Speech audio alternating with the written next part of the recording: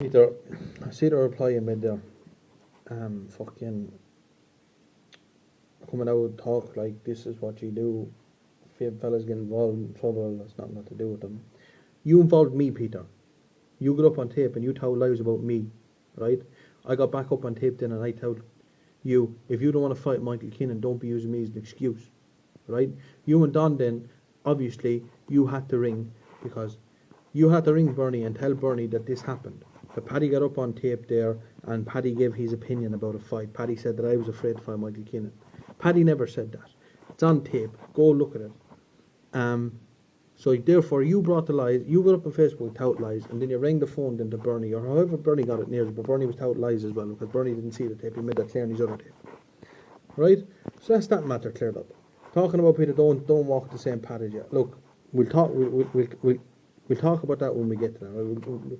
As they say, we'll cross that bridge when we come to it, right? Pointless talking about it now.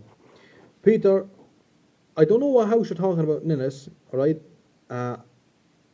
It obviously has to be my grandmother's house because everyone knows the other house is gone, sold, done and dusted. So you can go, Peter, and you can break that and you can make your video breaking it and then put it on Facebook and act like big men breaking a house when it's not even belonged to us.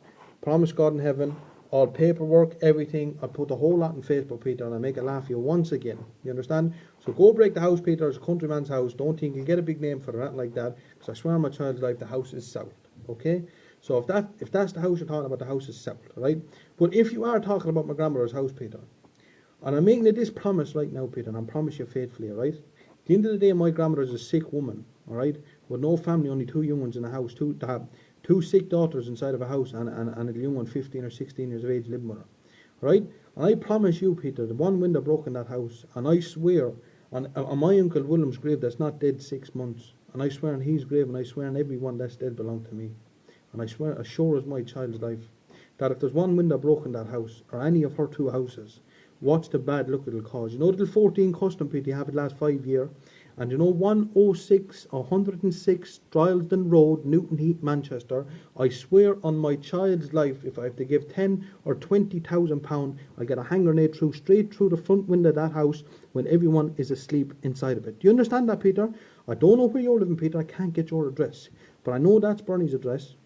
I know that for 1,000,000% fact. Do you understand? I'll find your house, Peter, and I'll do the exact same to you. And I swear, Peter, I sure as whose dead belong to me, and that I may never walk out of this jail.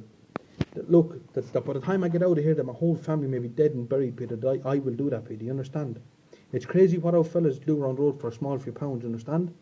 Now, obviously, I'm not talking about the other house in Clockley because that's south. Swear my child's life gone, done and dusted. All paperwork there to prove that.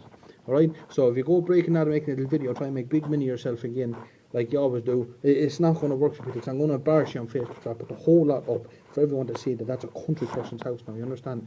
Or it might even be belong to the council. I don't know, but I know it's sound. I know that for a fact. Alright, so the only houses you can be talking about, Peter, is my grandmother's house. Like I told you, Peter, she's a sick woman, nearly 70 years of age.